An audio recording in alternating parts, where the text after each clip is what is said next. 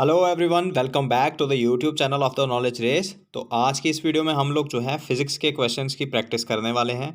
तो ये काफ़ी बढ़िया क्वेश्चन है। इसी टाइप के क्वेश्चंस जो है वो जेके एसएसबी अपने एग्जाम्स के अंदर पूछता है।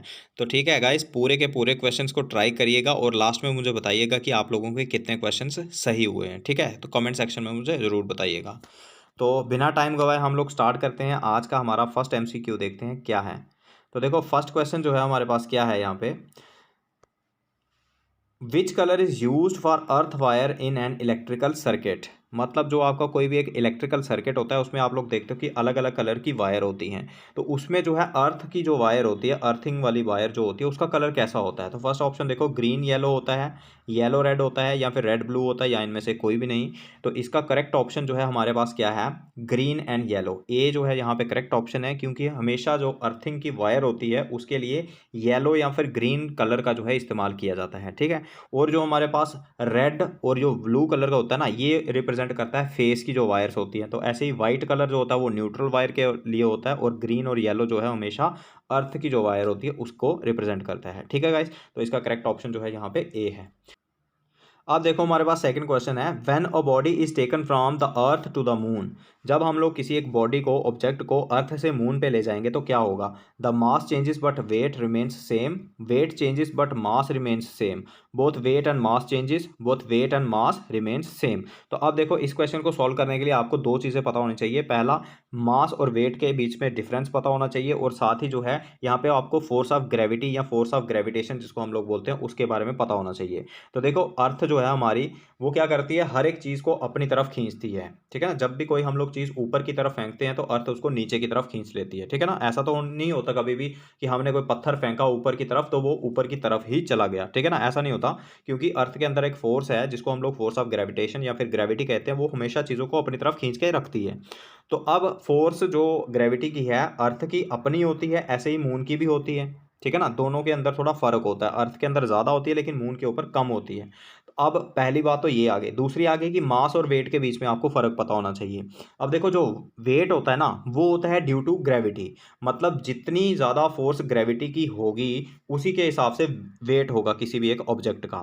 लेकिन मास क्या होता है, अगर आप लोगों को आपने फिजिक्स के अंदर यूनिट्स अगर पढ़े हुए हैं, 7 फंडामेंटल यूनिट्स, तो उसके अंदर मास भी आप लोगों ने पढ़ा होगा। तो मास क्या होता है, अमाउंट ऑफ सब्सटेंस। ठीक है ना, जैसे अगर हम किसी एक ह्यूमन बॉडी की बात करते हैं तो उसके अंदर कितना बायोमास है, अमाउंट ऑफ सब्सटेंस कितना है उसके अंदर, तो वो कभी भी चेंज नहीं होता। मतलब ये कि अगर आप लोग अर्थ से मून पे ले जाओ, मून से जुपिटर पे ले जाओ, कहीं भी ले जाओ, जो मास होगा किसी भी एक ऑब्जेक्ट का, जो उसके अंदर अमाउंट ऑफ सब्सटेंस है, वो कभी भी चेंज नहीं होता है। लेकिन वेट जो है, मैंने आपको बताया, वेट जो होता है वो किसकी वजह से होता है, ग्रेविटी की वजह से होता है। तो वेट के अंदर वेरिएशन आएगी। ठीक है, अगर हमारा वेट, मान लो मेरा वेट है, जैसे अगर मेरा वेट है मान लो 75 kg अगर यहाँ पे, ठीक है ना, अर्थ के ऊपर, तो वो मून के ऊपर अलग होगा, जुपिटर के ऊपर अलग होगा, और कहीं जाएंगे तो वहां पे अलग होगा। तो वेट हमेशा चेंज करता है लेकिन मास जो है कभी भी चेंज नहीं करता। तो अब इसका करेक्ट ऑप्शन जो है आप लोग मुझे बता दो क्या होगा यहाँ पे, weight changes but mass remains same. मतलब वेट हमेशा चेंज करेगा लेकिन मास हमेशा वैसा का वैसा ही रहेगा, सेम रहेगा। तो बी बी वाला जो है यहाँ पे करेक्ट ऑप्शन है। नेक्स्ट देखो, अब देखो थर्ड क्वेश्चन हमारे पास क्या है, in electric circuit iron wire can't be used as fuse because. अब देखो, इलेक्ट्रिक सर्किट के अंदर कभी भी आयरन की जो वायर होती है, लोहे की तार, कभी भी फ्यूज के तौर के ऊपर नहीं इस्तेमाल की जाती। क्यों।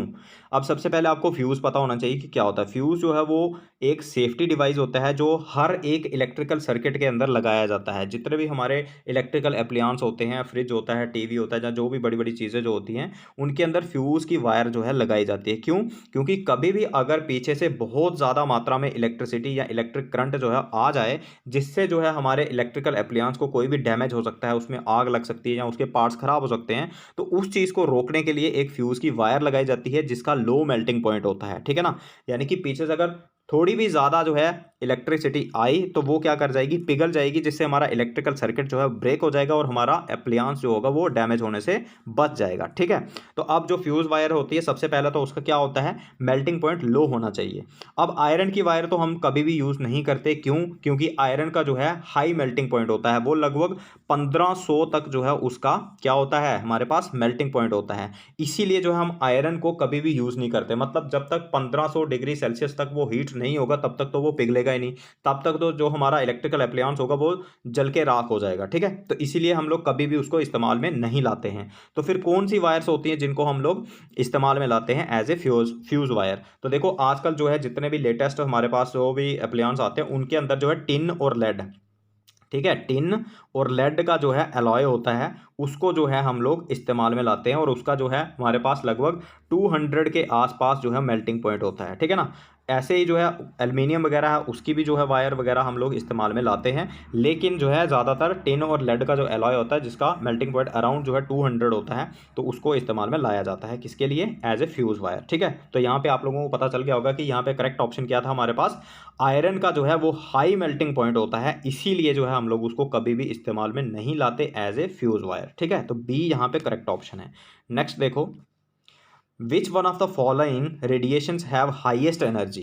तो यहाँ पे बताओ मुझे कि कौन सी रेडिएशंस की जो है सबसे ज़्यादा एनर्जी होती है। तो देखो हमारे पास अगर मैं आपको बताऊं ये एनर्जी का जो सीक्वेंस होता है ना, तो आपको इसको जानने के लिए ईएमआर के बारे में पता होना चाहिए। ईएमआर, इलेक्ट्रोमैग्नेटिक रेडिएशन का जो स्पेक्ट्रम होता है उसके बारे में। तो सबसे पहले जो हमारे पास रेडिएशंस आती है जिनकी सबसे ज़्यादा हाई एनर्जी होती है तो वो होती है गामा रेडिएशंस की, ठीक है। उसके बाद जो होती है वो होती है हमारे पास एक्सरेज की, फिर उसके बाद होती है जो वो होती है यूवी की, फिर जो होती है वो होती है विजिबल की, ठीक है। उसके बाद आते हैं हमारे पास आईआर यानी कि इंफ्रारेड, फिर आती है हमारे पास माइक्रोवेव्स और उसके बाद आती हैं रेडियो वेव्स, ठीक है। तो सबसे ज़्यादा हाई एनर्जी की रेडिएशंस कौन सी होती है यहाँ पे हमारे पास? Gamma rays. लेकिन ऑप्शन में हमारे पास यहाँ पे क्या है?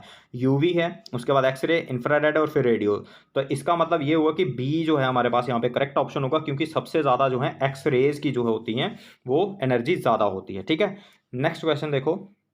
अब देखो क्वेश्चन नंबर 5 क्या है? The inertia of an object tends to cause the object to increase its speed, to decrease its speed, to resist any change in its state of motion, to decrease its friction. तो अब देखो inertia आप लोगों को पता ही होगा कि एक कोई भी जो बॉडी होती है तो उसकी जो है एक तरीके से ये प्रॉपर्टी होती है, इनर्शिया जो है वो क्या करता है, इनर्शिया की कोई भी जो एक बॉडी है वो अपनी स्टेट ऑफ मोशन को चेंज होने से रोकती है, ठीक है ना। मतलब जो उसका ओरिजिनल स्टेट ऑफ मोशन जो है, अगर वो चल रही है तो वो खुद को चलते ही रहना पसंद करेगी, अगर वो रेस्ट पे है, रुकी हुई है, तो वो चाहेगी कि खुद को मैं रेस्ट पे ही रखूं। जब तक हम लोग उसके ऊपर कोई एक्सटर्नल फोर्स अप्लाई नहीं करते तब तक वो जिस ओरिजिनल स्टेट में है उसी स्टेट में रहना पसंद करती है। तो लॉ ऑफ इनर्शिया जो होता है उसी को जो है हम लोग न्यूटन्स फर्स्ट लॉ भी कहते हैं, ठीक है ना। तो वो आप लोगों ने पढ़ा होगा, तो काफ़ी इंपॉर्टेंट है। न्यूटन्स के जो तीनों के तीनों लॉज हैं वो काफ़ी ज़्यादा इंपॉर्टेंट है, वहाँ से क्वेश्चन हमेशा पूछा जाता है। तो इसका जो है करेक्ट ऑप्शन आप लोगों को पता चल गया होगा, सी वाला है, कि जो इनर्शिया होता है वो क्या करता है? To resist any change in its state of motion, ठीक है। क्वेश्चन नंबर 6 देखो। अब देखो क्वेश्चन नंबर 6 क्या है? Rocket works on the principle of. Rocket जो होता है वो किसके प्रिंसिपल के ऊपर काम करता है? Newton's third law, first law, second law या फिर आर्किमिड प्रिंसिपल? तो देखो आर्किमिड प्रिंसिपल तो यहाँ पे नहीं आएगा, लेकिन न्यूटन का जो लॉज हैं तीनों के तीनों लॉ उनमें से किसी एक के ऊपर जो है वो वर्क करता है। तो किसके ऊपर वर्क करता है? तो ये करता है हमारा न्यूटन्स थर्ड लॉ के ऊपर। तो न्यूटन्स थर्ड लॉ क्या कहता है? For every action there is equal and opposite reaction. मतलब ये कि जब भी कोई एक आप लोग काम करोगे तो उसका एक अपोजिट रिएक्शन, पूरा बराबर और पूरा अपोजिट रिएक्शन जो है होगा। जैसे अगर मैं यहाँ पे रॉकेट की अगर बात करता हूँ तो मान लो जो है ये रॉकेट है आपका, ठीक है ना। अब रॉकेट क्या करता है? गैसेस को प्रोपेल करता है नीचे की तरफ, जो है बहुत जोर से जो है गैसेस को फेंकता है वो नीचे की तरफ। जितनी जोर से जो है, जितनी फोर्स के साथ जो है वो गैसेस को नीचे फेंकेगा उतनी ही फोर्स के साथ जो है वो ऊपर भी जाएगा, ठीक है ना। तो इसका मतलब ये हो गया कि जो न्यूटन थर्ड लॉ जो है यहाँ पे एप्लीकेबल है, उसी के ऊपर ये हमारा वर्क करता है। नेक्स्ट देखो question number 7। What is the SI unit of power? Power का ये तो सिंपल सा है, आपको पता होगा, वॉट होता है, ठीक है। उसके बाद नेक्स्ट चलो, which of the following affects the resistance of a wire? अब जो एक वायर होती है, ठीक है ना, उसका जो रेजिस्टेंस होता है वो किन किन चीज़ों के ऊपर डिपेंड है, वही चीज़ यहाँ पे पूछी हुई है। तो अब देखो रेजिस्टेंस ऑफ वायर जो होता है ना वो हमारा 3 चीज़ों के ऊपर डिपेंड करता है। पहला, उसकी लेंथ कितनी है वायर की, ठीक है। उसके जो है रेजिस्टेंस जो होता है वो डायरेक्टली प्रोपोर्शनल होता है। मतलब ये कि जितनी ज़्यादा हमारी वायर की लेंथ होगी उतना ही ज़्यादा उसका रेजिस्टेंस भी होगा।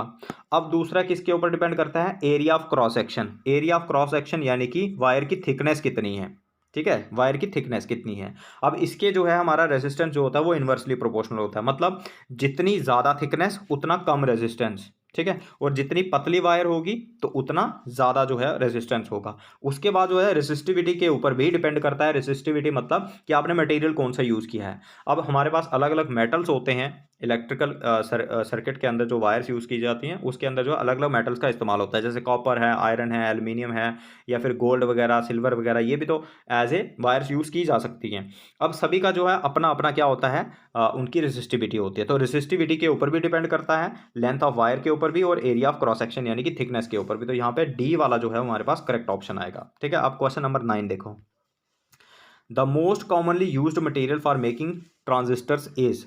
अब ट्रांजिस्टर्स जो हैं हमारे जितने भी इलेक्ट्रिकल एप्लियंस होते हैं उनके अंदर यूज़ किए जाते हैं। और ये ट्रांजिस्टर्स जो बेसिकली होते हैं ना, ये होते हैं सेमीकंडक्टर डिवाइसेस। क्या होते हैं? सेमीकंडक्टर डिवाइसेस, जो आप लोगों ने सुना होगा। ये काफ़ी ज़्यादा जो हैं हमारे आजकल एप्लियंसेस के अंदर यूज़ होते हैं। तो ये ट्रांजिस्टर्स जो हैं वो किस चीज़ के बने होते हैं? अब देखो, सेमीकंडक्टर्स के अंदर जो है दो ही एलिमेंट्स का इस्तेमाल किया जाता है, एक तो जर्मेनियम और दूसरा सिलिकॉन। ठीक है। अब ट्रांजिस्टर के अंदर जो है प्योर सिलिकॉन का यूज़ किया जाता है। किसका? Pure silicon. उसके साथ साथ थोड़ा बहुत जर्मेनियम भी इस्तेमाल होता है। तो यहाँ पे करेक्ट ऑप्शन हमारे पास क्या आएगा? B, silicon. ठीक है। उसके बाद क्वेश्चन नंबर 10 देखो। Law of inertia is also called as. अभी मैंने आपको बताया, क्वेश्चन रिपीट हो गया यहाँ पे। लॉ ऑफ इनर्शिया जो है वो किसको कहते हैं? तो न्यूटन्स फर्स्ट लॉ जो होता है ना, उसको हम लोग क्या कहते हैं? लॉ ऑफ इनर्शिया कहते हैं। क्यों? क्योंकि ये लॉ ऑफ इनर्शिया होता है बेसिकली, वो कहता क्या है हमें, ठीक है ना, यार न्यूटन फर्स्ट लॉ जो है वो क्या कहता है कि कोई भी जो एक बॉडी जो है, ठीक है ना, चाहे वो रेस्ट पे है या फिर वो मूव कर रही है किसी एक कांस्टेंट स्पीड के साथ, ठीक है ना, जब तक हम उसके ऊपर कोई एक्सटर्नल फोर्स अप्लाई नहीं करेंगे तब तक वो जो है अपना ओरिजिनल स्टेट ऑफ जो मोशन है या फिर उसका जो रेस्ट है उसी को वो मेंटेन रखना पसंद करती है, उसको कभी भी चेंज नहीं करेगी। कब तक चेंज नहीं करेगी? जब तक हम उसके ऊपर कोई एक्सटर्नल फोर्स नहीं लगाते हैं। तो यही है हमारा लॉ ऑफ इनर्शिया या फिर न्यूटन्स फर्स्ट लॉ। ठीक है गाइस, तो ये थे आज के हमारे 10 क्वेश्चंस। तो ये आपके मतलब आपको कैसे क्वेश्चंस लगे और साथ में 10 में से आपके कितने ठीक हुए हैं, नीचे मुझे कमेंट सेक्शन में बताओ। बाकी हम लोग मिलते हैं नेक्स्ट वीडियो में, तब तक के लिए हैप्पी लर्निंग।